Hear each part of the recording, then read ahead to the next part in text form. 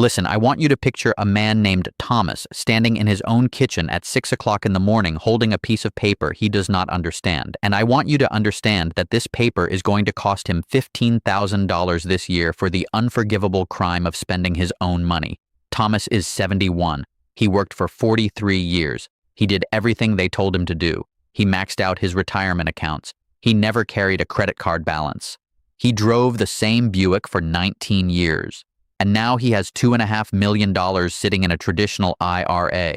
And he has just learned that he is not actually allowed to touch it without setting off a silent alarm wired directly into the United States Treasury and the Centers for Medicare and Medicaid Services Administration dated this year, 2026. And it informs Thomas in the flat bureaucratic language of a parking ticket that his Medicare Part B premium is no longer the standard $202.90 a month. Because of something he did 2 years ago, something he didn't even know was a mistake, his premium has been adjusted upward. Adjusted. That's the word they use. Like they're tuning a piano. They are not tuning a piano. They are reaching into the bank account of a 71-year-old man and taking more. Because last year, Thomas decided for one brief shining moment to actually live like the millionaire he spent his entire life becoming. Here's what Thomas did. It was so simple, so innocent. 2 years ago, Thomas and his wife Martha decided they were finally going to do it. The dream trip. The Mediterranean cruise they'd been promising each other since 1987. A new car because the Buick had finally surrendered. And Thomas, a sensible man, looked at his $2.5 million IRA and thought, I have earned this. This is what the money is for. So he called his brokerage, withdrew what he needed, and he and Martha had best year of their retired lives. And then the bill came due. Not the cruise bill, that was paid. The other bill, the invisible one. The one mainstream financial media with all their cheerful segments about enjoying your golden years somehow never gets around to explaining. This should make you furious because what happened to Thomas is not an accident. It is not a glitch. It is a trap. A specific engineered, mathematically precise trap that I call the ceiling surcharge trap. And it is built into the architecture of the American retirement system for one reason only, to ensure that the moment a retiree tries to enjoy the wealth they accumulated, the system can reach in and skim it back off the top. They let you save it. They just don't want you to spend it. And if you spend it wrong, they make you pay a tax for the privilege of accessing your own savings. I have spent years pulling apart these mechanisms, reading the Internal Revenue Code section by section the way a homicide detective reads a crime scene, and the ceiling surcharge trap is one of the most elegant pieces of legalized theft I have ever documented because it disguises itself as your own choice. It convinces you, the retiree, that you simply don't want to spend money anymore.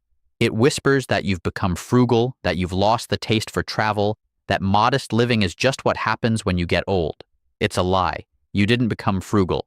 You were trained, you were conditioned, like an animal that stops touching the fence after it gets shocked enough times, to stay inside an invisible income ceiling, and you never even saw the wire. And before I show you exactly how the wire is laid, exactly where the voltage comes from, and exactly how the genuinely wealthy step right over it without a scratch, do me one favor, smash that like button. I know everybody says it, but here's why it actually matters in 2026. The only thing that drags it back up the rankings is engagement, and a single tap from you tells the machine that this information deserves to reach the next Thomas before he makes the same $180,000 mistake. So, hit it. Do it now, then come back, because this gets worse before it gets better. Now let me show you the data that started this whole investigation because it's one of the strangest numbers in American economics, and once you see it, you cannot unsee it.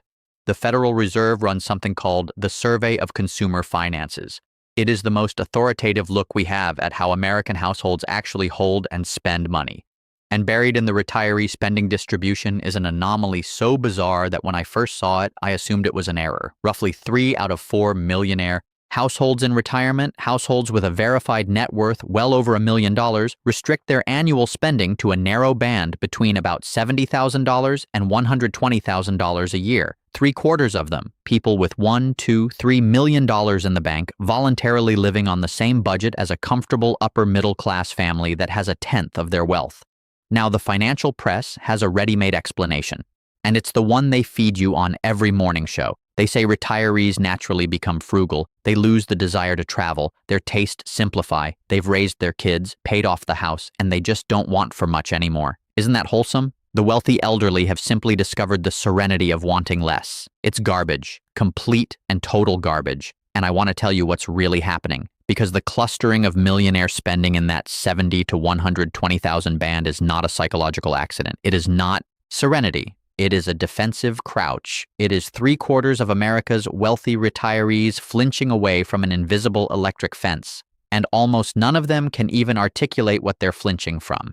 They just know that every time they reach past a certain income number, something bad happens to their taxes the following year. And so they learned slowly and painfully to stop reaching. That number, that ceiling they're all crouching beneath, is the IRMAA threshold. And to understand the trap, you have to understand IRMAA. So let's get into the evidence. IRMAA stands for the Income-Related Monthly Adjustment Amount. Write that down. Burn it into your memory, because this is the actual name of the thing that's draining you. And one of the first signs that someone doesn't understand this system is that they call it by some made-up name. It's not a surcharge tax. It's not some vague Medicare fee. It is the income-related monthly adjustment amount established under the Medicare Modernization Act back in 2003 and expanded under the Affordable Care Act in 2010. And it has been quietly clawing money out of higher-income retirees for over 20 years now through Republican and Democratic administrations alike. Because once a revenue mechanism like this gets built, neither party ever has the slightest interest in tearing it down. When you turn 65 and enroll in Medicare, you pay a monthly premium for Part B, which covers your doctors and outpatient care, and another for Part D, which covers prescription drugs. For 2026, the standard Part B premium is $202.90 a month per person. That's the number a normal beneficiary pays. That's the number Thomas thought he was paying. The government, in theory, covers about 75% of the actual cost of your coverage, and you cover the remaining 25% through that premium. But here's the part they hide. If your income climbs above a certain level, the government decides you should pay a bigger share of those program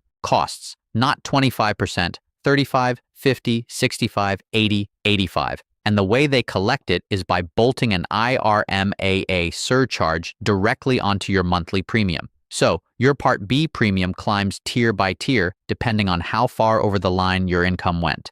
Now stay with me, because here is the single most important point in this entire video. The income they use to decide your IRMAA is not your income from this year. It is your income from 2 years ago. There is a 2-year look back. Read that again.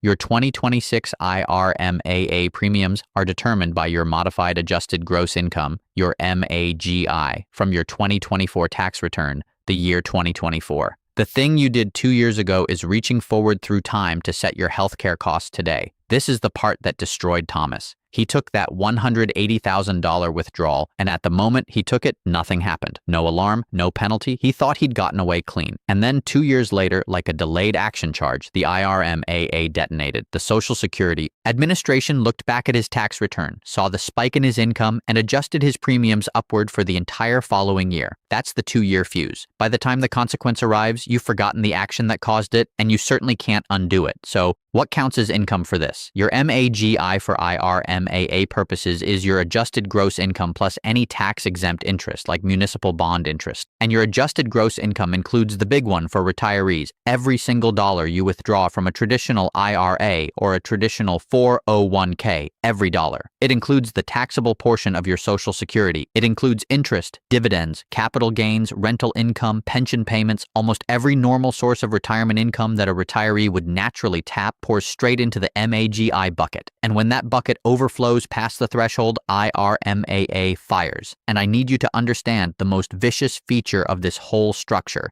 the thing that separates IRMAA from a normal tax. It is not a gradual slope, it is a cliff. With your regular income tax, if you earn $1 into a higher bracket, only that $1 gets taxed at the higher rate. That's how marginal brackets work, and it's actually merciful. IRMAA does not work that way. The instant your MAGI crosses a threshold, even by a single dollar, the entire higher premium applies. A retiree whose MAGI lands $1 over a bracket line pays the exact same inflated premium as someone who blew past it by $30,000. There is no partial credit. You either stay below the line or you fall off the cliff, and the rocks at the bottom are made of money. Let me give you the actual 2026 brackets, because vague talk about thresholds helps no one, and the genuinely wealthy know these numbers cold the way you know your own birthday. For a married couple filing jointly, both on Medicare, here's the 2026 map based on your 2024 income. As long as your MAGI was $218,000 or less, you're safe. You pay the standard premium, the $202.90 each, no surcharge. That's the ground floor. That's where you want to live. The instant your MAGI crosses past $218,000, you fall to the first IRMAA tier, and your Part B premium per person jumps by about $81 a month. Cross past $274,000 and you're into the next tier, paying double the standard rate. Cross $342,000, you're paying 2.6 times the standard. Past $410,000, 3.2 times. And at the very top, for couples with a MAGI of $750,000 or more, you pay 3.4 times the standard premium, which works out to a Part B premium of close to $690 a month per person, plus a Part D surcharge stacked on top of that.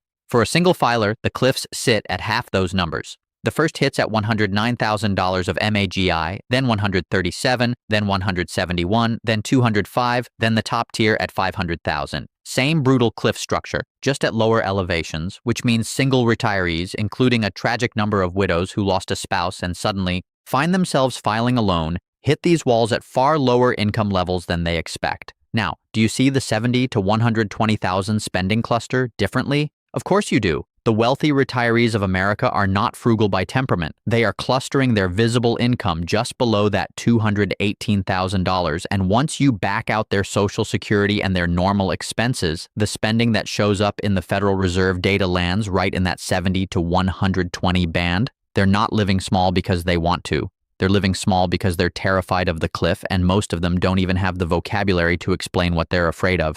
They just feel the fence. I want to hear from you on this one because I know you felt it too. Tell me in the comments. Have you ever held off on a big purchase, a trip, a car, a gift to your kids purely because you were scared of what it would do to your taxes the next year?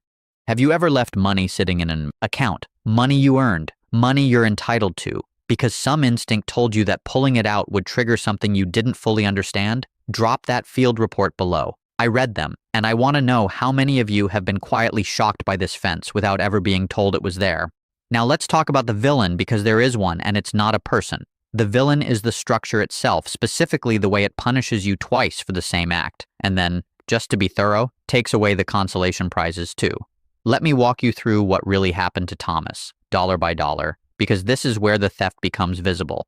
And I'm going to be honest with you about the math in a way a lot of the panic merchants out there are not, because the truth is bad enough without exaggerating it. When Thomas pulled that money to fund his lifestyle, the withdrawal from his traditional IRA was fully taxable as ordinary income. Let's say his baseline retirement income, the Social Security plus a small pension plus normal IRA withdrawals, was already putting his MAGI around $100,000, comfortably under the cliff. Fine.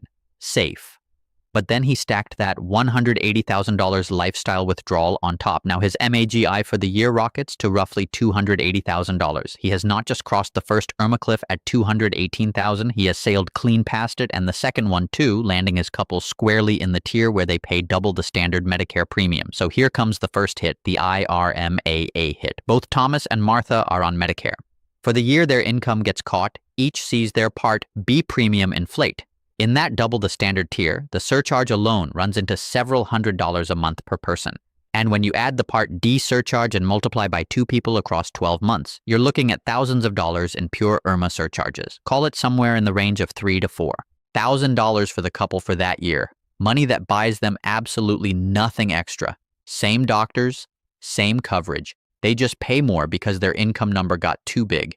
But the IRMAA surcharge, as painful as it is not even the biggest part of the bleed. Here's where I have to be straight with you. The bigger hit is the ordinary income tax on the withdrawal itself. That $180,000 withdrawal didn't just trip IRMAA, it got taxed as ordinary income. And because it's stacked on top of his baseline, a huge chunk of it got taxed at the higher marginal brackets. Tens of thousands of dollars in federal income tax, much of it at rates Thomas could have avoided entirely if he'd structured his money differently. Combine the elevated brackets he got pushed into with the IRMAA surcharges riding behind, and the all-in cost of accessing that money the wrong way lands well over $15,000 in pure waste. Not the cost of the cruise, not the cost of the car, the cost of the mistake, the toll. He paid at the gate just for the privilege of reaching his own savings. And now the cruelest twist, the one almost nobody talks about. Remember the senior bonus deduction? In 2026, under the one big beautiful bill that became law in 2025, There's a temporary bonus deduction for seniors 65 and older up to $6,000 per qualifying senior, $12,000 for a couple where both qualify. It's a real benefit stacked right on top of the standard deduction, one of the few genuine gifts in the current code for retirees. But here's the knife. That deduction phases out as your income climbs. For a married couple, it starts shrinking once your MAGI passes $150,000 and it vanishes completely by $250,000. So when Thomas blew his MAGI up to $280,000, he didn't just trigger IRMAA and pay higher income tax, he also vaporized his entire senior bonus deduction. The system gave him a gift with one hand, and the moment he spent his own money, snatched it back with the other. 3 punishments for one act: the full income tax, the IRMAA surcharge,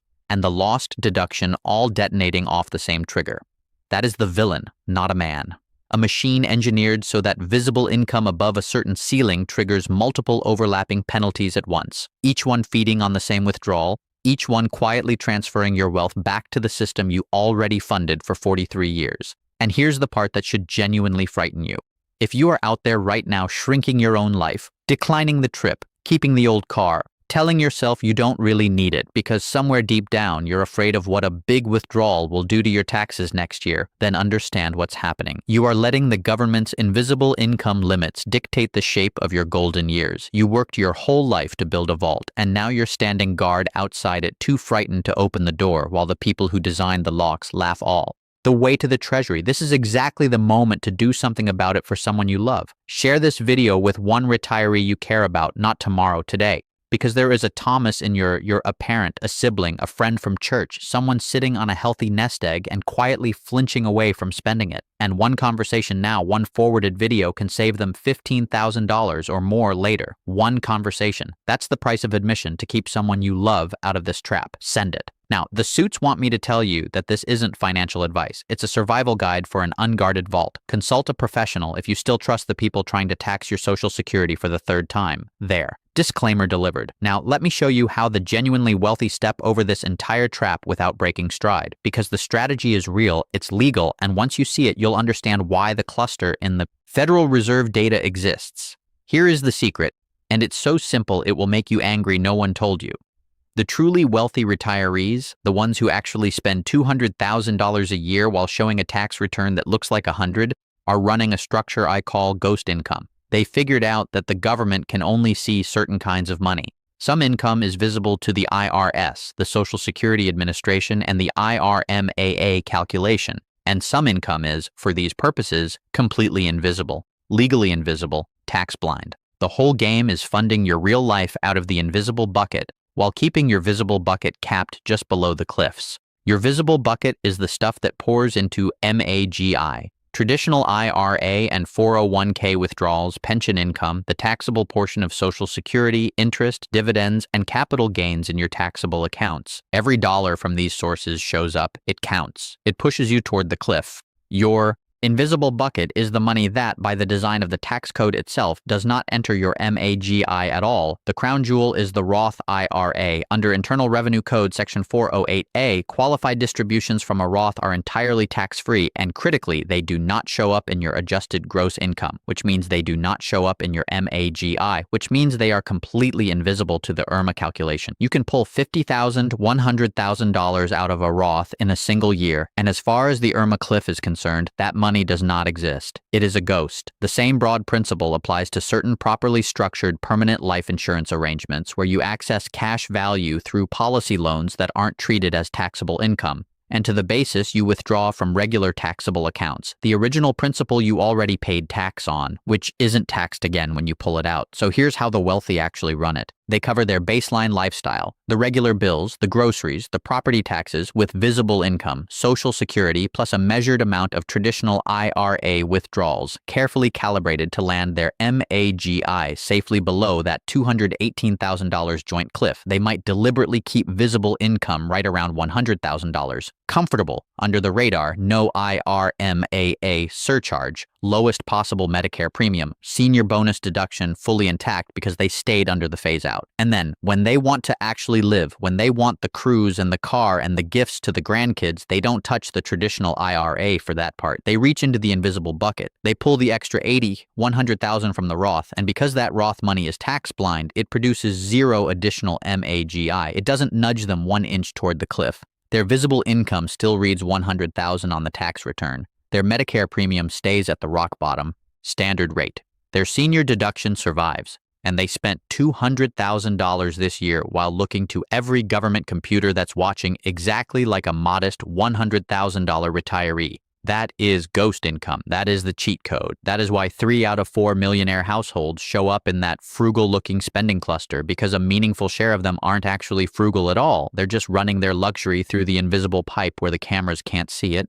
Let me run the head-to-head, the same couple 2 ways so the math is undeniable. This is the calculation the wealthy do at their kitchen table every December, and you're about to do it too. Thomas and Martha, both 71, $2.5 million in traditional IRA scenario A, the way it actually happened. They fund their $180,000 dream year entirely out of the traditional IRA on top of their baseline. MAGI explodes to around $280,000. They blow past 2 IRMAA cliffs into the double premium tier, paying thousands in surcharges across both spouses for the following year. They pay tens of thousands in ordinary income tax on the withdrawal, much of it at elevated marginal rates, and they completely lose their senior bonus deduction, which evaporated past $250,000 of MAGI. Total damage from the structure alone, the pure waste, the toll at the gate, comfortably over $15,000. Money they donated straight back to the system for the simple act of spending their own savings the unstructured way. Now, scenario B, the way the wealthy do it. Same couple, same dream year, same $180,000 of actual spending. But this time they pull $100,000 from the traditional IRA, which combined with Social Security keeps their MAGI parked safely below the $218,000 cliff. No IRMAA surcharge.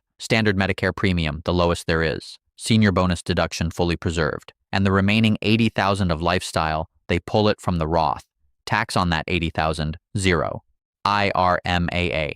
Impact, zero. Effect on their senior deduction, zero. Same cruise, same car, same gifts to the grandkids. And the toll at the gate this time is essentially nothing. Same life, same spending. One structure pays a $15,000 penalty, the other pays nothing. And the only difference is which bucket the money came out of. That is the whole magic trick, and there's nothing illegal about it, nothing aggressive, nothing that requires an offshore anything. It is simply knowing that the government can only see certain colors of money and choosing to spend the colors it can't see. This is the kind of thing you save. So save this video to your private library right now, because this is your survival manual for the day the letter arrives, the day you're staring at your own withdrawal decision and you need to remember which bucket to reach into first. Tap save. Future you, the one holding a notice from the Social Security Administration, will be grateful that past you kept the manual. Now, I want to give you the action plan because understanding the trap is worthless if you don't change your behavior. And I want to be exhaustive about the steps because the details are where retirees stumble. Step 1. Map your visible income against the 2026 IRMAA cliffs.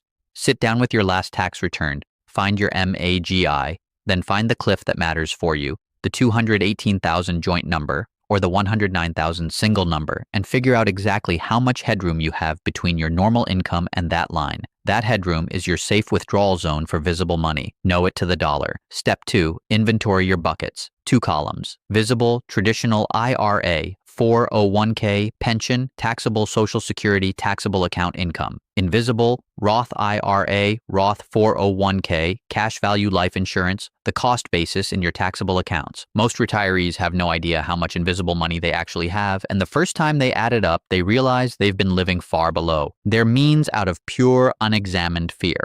Step 3. Cap your visible withdrawals deliberately every year just under the cliff. Treat that cliff like the edge of a roof. You can walk right up to it. You just never step over it without an extraordinarily good reason. Step 4, fund everything above the baseline from the invisible bucket. The trips, the cars, the gifts, the splurges, the real life, all of it comes from the ghost money. And step 5, the one that requires foresight, if your invisible bucket is too small, if you're sitting on $2.5 million in a traditional IRA, so subscribe.